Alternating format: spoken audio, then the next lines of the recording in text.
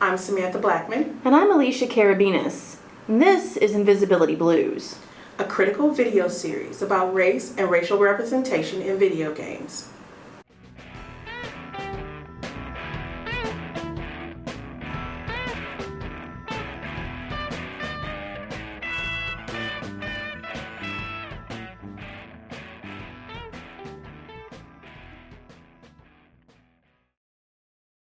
This is the first in a series of Kickstarter-funded videos that will look primarily at race and racial representation in video games. This episode, When Race is on the Menu, Choice, Change, and Character Creation, will look specifically at human character creation in a series of contemporary games that span developers and genres. We look at products from different developers using different engines so that we can see a broader range of possibilities and limitations and have more material for critique. We look at games across genre because while software and hardware limitations are a huge factor, we also want to consider how much import is placed on character aesthetics when the amount of time that a character's face will be seen on screen varies, and discuss whether or not this is an issue when we are thinking about characterization and a player's immersion in both the narrative and the character herself. While this may be an issue that is simple for some to dismiss as being either unimportant or marginally important, for those of us who are not the same as the default characters in the games that we've been playing since our childhoods, this issue is of the greatest import. What is the point of carrying a character over 3 iterations of a game and 5 years of gameplay, as in the case of the Mass Effect series, if the connection is simply not there? For me personally, while I could not make a character that looked exactly like me, I guess there are no plus-size starship captains, I was able to make a character that I could at least relate to. Aside from the obvious need for individuals to be able to make characters that at least resemble themselves in some small way, it is also important that players of all races, creeds, and colors be able to fashion characters that are diverse so that they can best reflect the world the characters inhabit. Unlike in such examples as 2K Play's Carnival Games for the Wii, which featured a black man as an NPC, but had no non-white character options for players. Players could choose pink, purple, or blue hair, but not brown skin. Not even mildly tan, just one standard shade of pale. And also, if options for characters in multiple in-game races exists, those choices need to be consistent across skin tones. If the game is seeking a realistic representation, then those choices too need to be realistic, or at least as realistic as possible within design limitations. Otherwise, why have options at all? And while we acknowledge that no game character will be a one-to-one representation of the player, and that there are other invaluable points of connection within a narrative, decisions made, actions taken, outfits chosen when possible, there is still a basic level of connection that springs from the ability to choose the features that build a character's physical appearance. While these choices may not result in a photorealistic representation of the player herself, the choices and the act of making said choices can add to the level of agency that she feels in the game. We're going to start this video by looking at the creation of human characters in The Elder Scrolls V Skyrim, The Elder Scrolls Online, and Dragon Age Inquisition. We start specifically with these games because they have epic narratives that can span hundreds of hours of gameplay and have hundreds of pages of in-game text.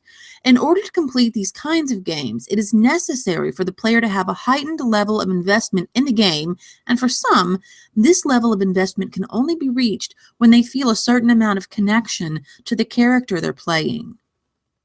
The Elder Scrolls series includes 4 major races outside the Cthulhu-Enidic peoples that are categorized as human. They're the Breton, Imperial, Nord, and Redguard.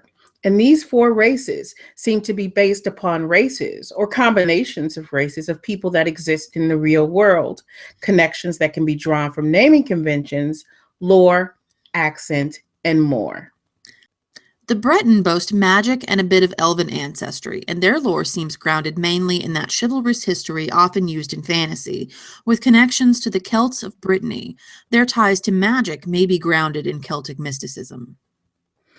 The Imperial, who have names that fit Roman conventions, also have armor that bears a striking resemblance to Roman armor. They seem to be the most aptly trained military race in the Elder Scrolls universe, which also suits the connection. The Nord of the North hail from the frozen continent of Admora and are best known as a fighting class, used primarily as soldiers and mercenaries. Racially, they have a more natural resistance to cold and ice-based magic, and as the pale-skinned and blonde-haired race with more Scandinavian-styled environs and ships, they are most easily likened to the Vikings. The Red Guard seem to be based on humans from Africa, which includes coding via names and culture from northern and sub-Saharan Africa, not only based on their actual visage, but also on their racial attributes and the language that's used to describe them. The Red Guard are consistently described as the most naturally talented warriors in Tamriel, an echo of language often used to describe Black athletes. The Red Guard are also considered one of the most hardy races that have more stamina than others and are resistant to poison. This language is reminiscent of the same rhetoric that we have seen used to describe Black bodies since antebellum times. For us, it brings to mind the infamous comments that got the CBS sports commentator Jimmy the Greek Snyder fired in 1988. Snyder attributed the natural athleticism of Black athletes to their breeding during slavery.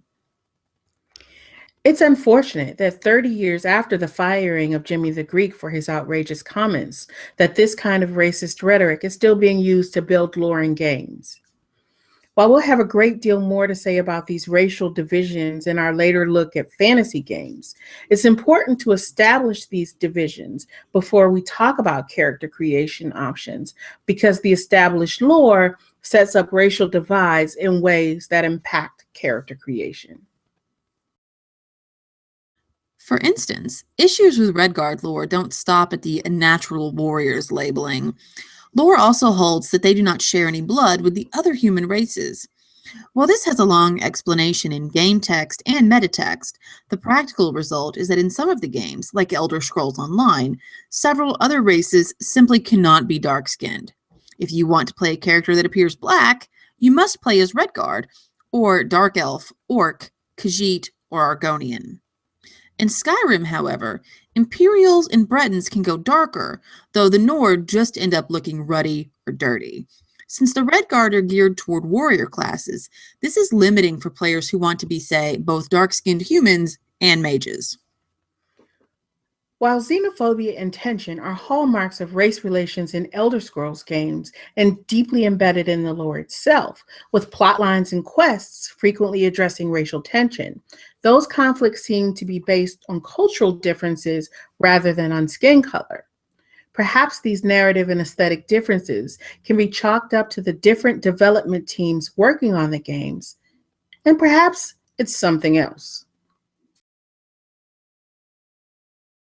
Now, to switch gears, Dragon Age Inquisition features a much more robust take on character creation than either Elder Scrolls game, with many more customizable options for players to tweak, including options like lip shine, Adam's apple prominence, and makeup for both male and female characters.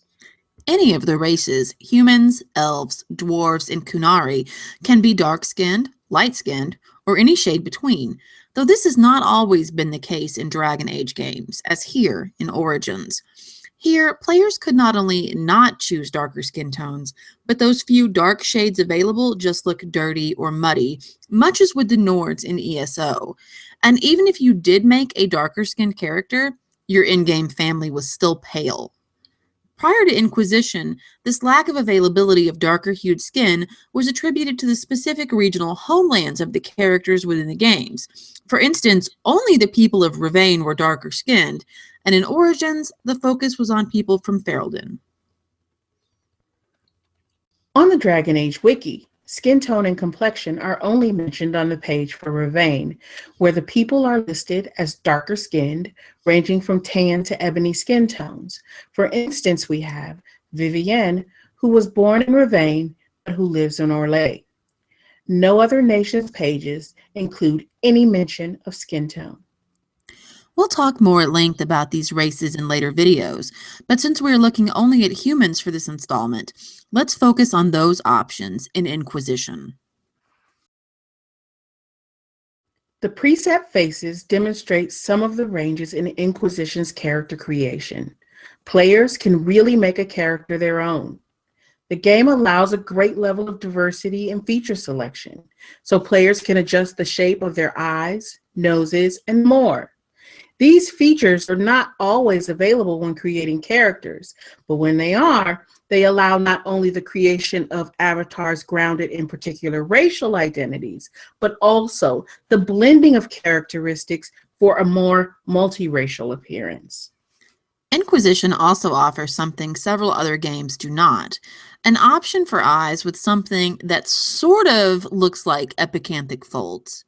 While many games offer an almond-shaped eye, particularly if elves are an available race, these selections are usually only a feature of eye shape and tilt, aesthetic, rather than reflecting a characteristic common in many parts of this world. Unlike the Elder Scrolls, Dragon Age games do not break humans up into different categories and bloodlines in character creation, though in game lore, there are delineations between tribes and kingdoms. There's no choosing different races of human here. Human is just human. Per the series lore, this may be due to humans originating in a single tribe and then spreading out from there. But this is an unconfirmed link between lore and character creation. Certainly, game time origin and narrative play a part in character creation, per Gator's remarks, though now that we've seen more regional crossover, perhaps that won't be an issue in future games, and the wider array of features and skin tones will be more consistently available. This diversity stops short with hair options, however, a problem we see in many games, not just here, but in the Elder Scrolls games and most other games with character creation options. Hair, already laden with cultural considerations, especially in Black culture, tends to be limited at best in character creation and problematic at its worst. Here in Inquisition, hair is straight and short, with only braided and bun styles hinting at possible length. There is no curly hair, not even short curly hair, and we don't even see the dreadlocks or thicker braids common in some other games as options for characters of color. If a player wants to select hair that looks like natural Black hair, they are limited to very short styles. Yes, hair can be very difficult to create in games, and that difficulty often leads to hair looking like one of the more unnatural characteristics. We can all accept that there will be some unnatural quality to our game avatars. What we cannot and should not accept are white characters that are colored a little darker, which is what we often end up getting when there are no realistic options for Black head hair and facial hair. Skyrim has a few more options than Inquisition, with some greater variety in terms of length, styling, and even texture, as we can see here with variations for both male and female characters. But with Elder Scrolls Online, the options are again limited to largely Caucasian hair types, especially for male characters. Female characters have more options in terms of braids and similar styles, including longer hair that we see in the other games, even some curly styles. But the curls are definitely loose and wavy.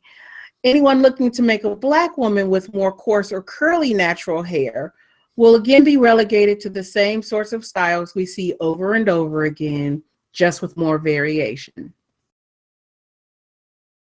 A man is only as great as the beard that wears him, maybe an old Redguard proverb, but that doesn't mean beards in these games are themselves great. The facial hair options in Skyrim and Inquisition are even worse than the other hair options, particularly in the latter, with hair that is coated in a very specific way that excludes many non-white looks. But beards are especially troubling. with few or no realistic options for Black males. In each of these games we've looked at so far, the only options for men with curly facial hair are nearer to stubble and close cropped looks. The beards themselves are limited to Caucasian hair. And sure, we might suppose that maybe in these fantasy worlds, beards are magically smooth and glistening for men of all types. But that seems like a bit of a stretch, a wild guess with no basis in any of these games. We recently had the privilege of speaking with Sharif Jackson of Gaming Looks Good, whom we'll interview more fully for a later episode about black hair in games. Sharif told us that he didn't start looking to add facial hair to his characters until he was in about his mid-20s. He wanted characters that looked like him, so when he grew facial hair, he wanted to add it for them too. But what he noticed was that there just weren't that many options. Here, with his me from 2006, he had a choice between, quote, small goatee and huge Santa beard. He sent along this style sheet from a barbershop to demonstrate some of the range of real black hairstyles, and added, at least some of these styles should be available in a character creator. Of course, the Nintendo Mii system was fairly simple at the time, but this range demonstrates what's missing.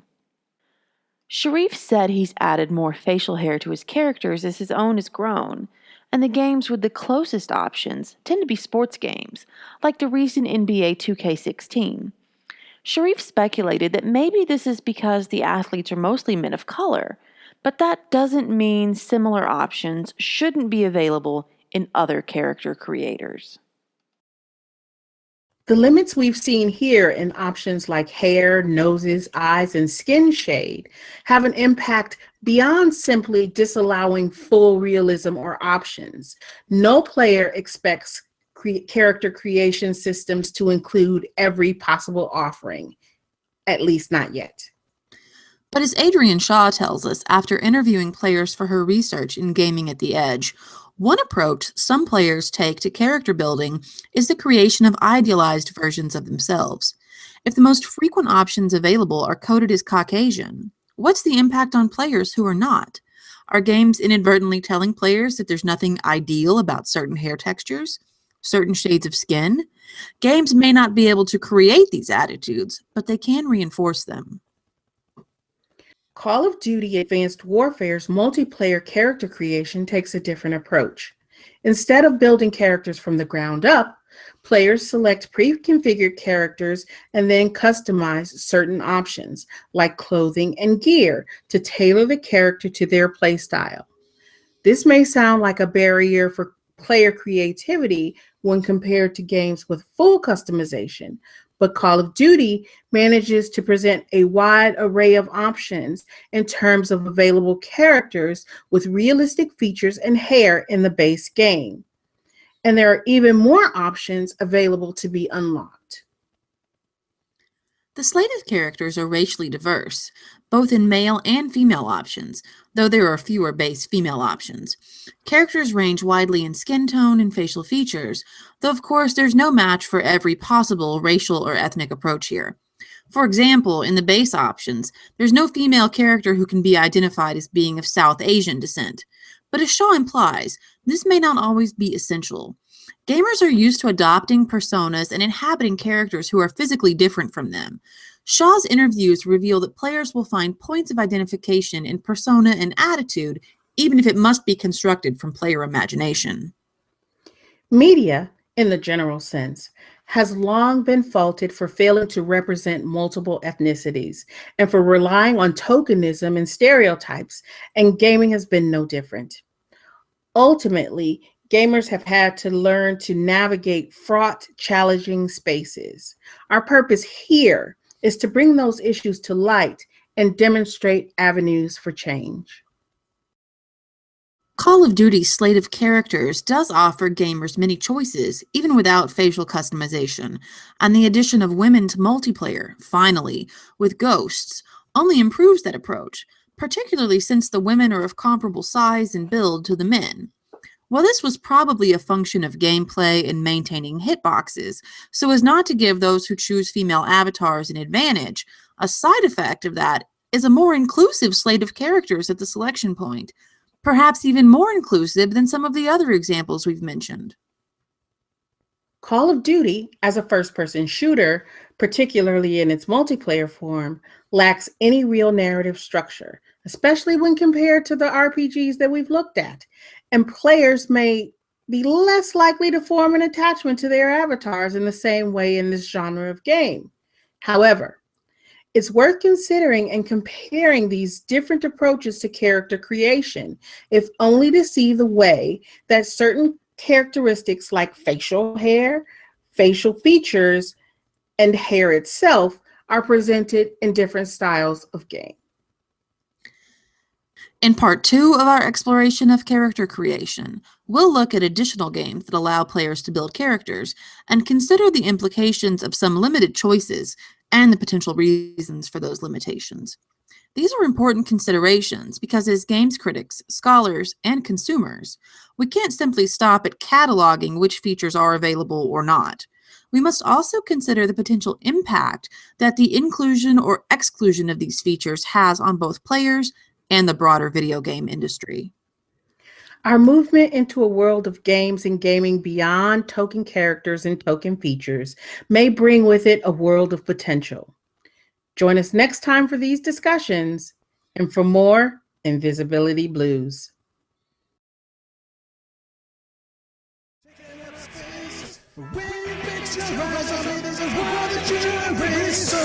Push me to the side, look through someone else's eyes. Colorblind is just a lie, I know you realize. I'm tired of trying to fit inside your mind.